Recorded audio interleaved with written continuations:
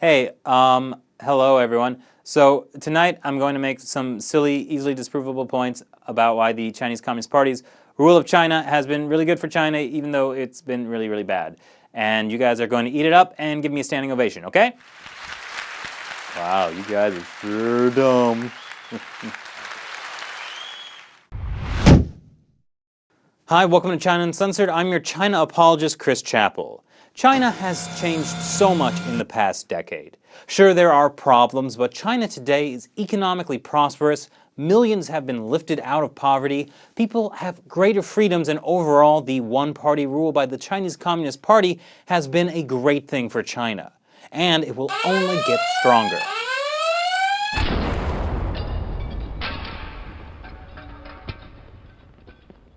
Wow, I wish I had one of those things for the TED Talk in June with Eric X. Lee. And while my initial reaction was to like him because of his cool sci-fi middle name, he spent 20 minutes on stage telling the TED audience why China's one-party rule is better than democracy, and the Chinese Communist Party is great. That doesn't seem like ideas worth spreading to me. Eric X. Lee is a venture capitalist from Shanghai. In other words, he's one of China's few elites instead of, a fruit vendor getting his head stomped on by Chen Guan. That means for him, China's not a bad place. That's why he's one of the Chinese Communist Party's biggest apologists. For him, the iron-fisted rule of the Chinese Communist Party is a good thing.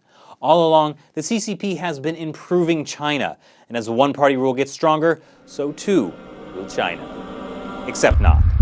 He begins his argument by saying the West should not be dogmatically pursuing universal democracy. Democratic countries face corruption, economic woes, and a host of social and political problems. But hey, you know what doesn't have any of those things? China, ruled by the CCP. He makes the worn-out claim that China has its own unique culture, and therefore democracy wouldn't work. Socialism with Chinese characteristics, as China's leaders say. Okay. I hate that whole China has a different culture argument.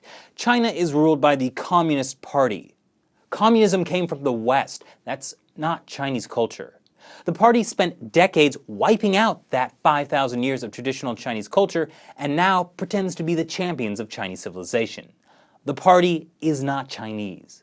Mr. Lee gives 3 reasons why China's one-party rule is superior to democracy: adaptability, meritocracy, and legitimacy.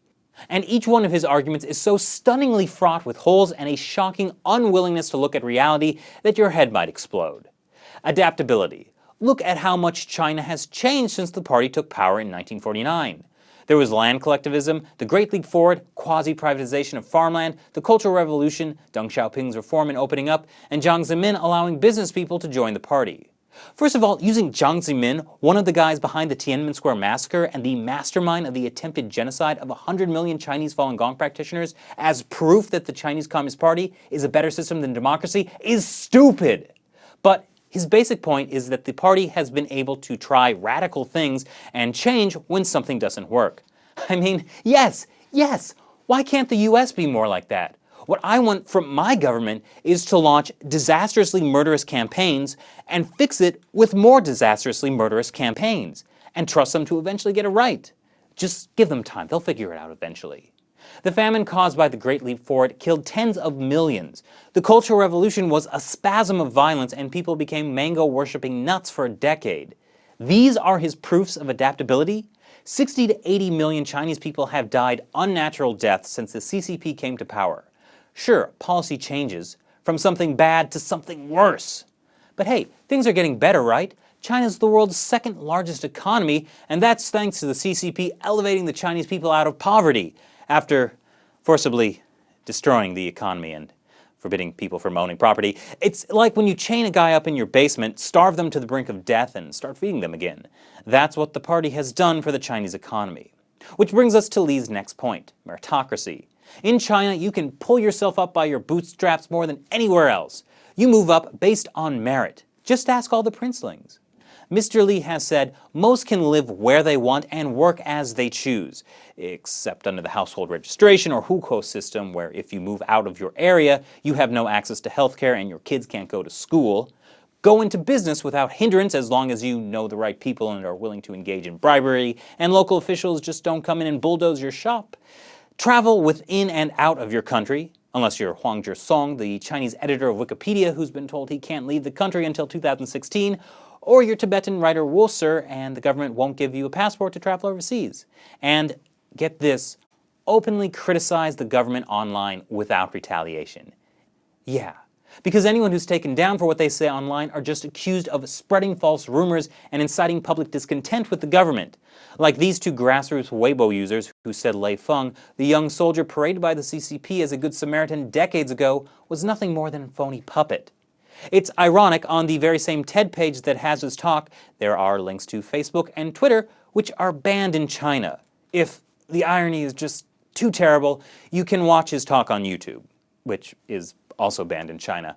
Mr. Li said in his TED Talk that the system of meritocracy is so strong in China, most US politicians, like Barack Obama, wouldn't even get as far as a small county manager. Really? Well, I think the opposite is true too.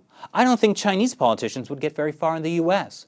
Consider Bo Xilai, who skyrocketed to the top of the party through terrorizing journalists and lawyers and throwing countless citizens in jail without an ounce of due process, very possibly overseeing the forced organ harvesting of still living prisoners of conscience, somehow afforded giving his son an expensive overseas education in the UK and the US, as well as owning a 50% share in a French villa off a public servant's salary, and whose wife confessed to murder, and who has himself just been put on trial by political rivals who want to take him down.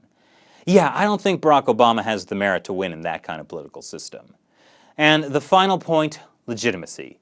People in China love the party, based on data collected by the party.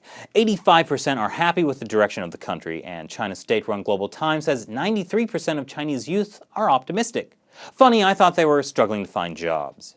I wonder if those 100 million Falun Gong practitioners would agree with these findings. But no, according to Eric X. Lee, state power focuses on containing a small number of individuals who have political agendas and want to topple the one-party system.